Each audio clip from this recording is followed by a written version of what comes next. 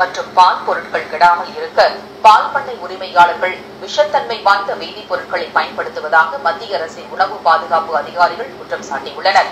பல்வேறு மாநிலங்களில் பரவி கிடக்கும் பால் பதனப்படுத்தும் ஆலைகளை கடந்த மாதம் சோதனையிட்டதில் பால் கெடாமல் இருப்பதற்காக ஹைட்ரஜன் பெராக்சைடு, பொட்டாசியம் ஹைட்ராக்சைடு என்ற வேதிப்பொருட்களை அவர்கள் பயன்படுத்தி இருப்பது கண்டுபிடிக்கப்பட்டிருப்பதாக அதிகாரிகள் கூறினர்.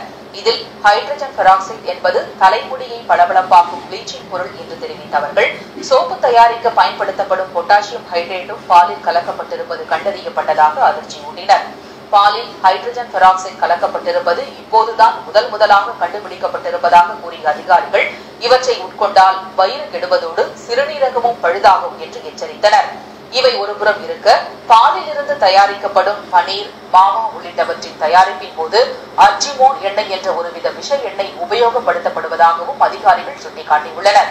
மோரியானா என்ற இடத்தில் உள்ள பால் பதனப்படுத்தும் ஆலையில் அதிக அளவு ஹைட்ரஜன் பெராக்சைடு வேதிப்பொருள் பதுக்கப்பட்டிருப்பது தெரிய வந்ததை அடுத்து நடத்தப்பட்ட சோதனைகளில் இந்த உண்மைகள் கண்டறியப்பட்டதாக அவர்கள் கூறினர்.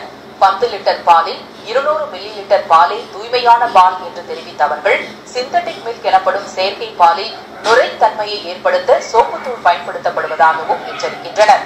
சட்டவிரோத சுரங்க தொழில் போல கலப்பட பால் விற்பனை நாளுக்கு நாள் அதிகரித்து வருவதாக கூறிய அதிகாரிகள், இந்த விஷயத்தில் நடவடிக்கை எடுக்க முடியாமல் தங்கள் கைகள் கட்டப்பட்டிருப்பதாகவும் தெரிவித்தனர்.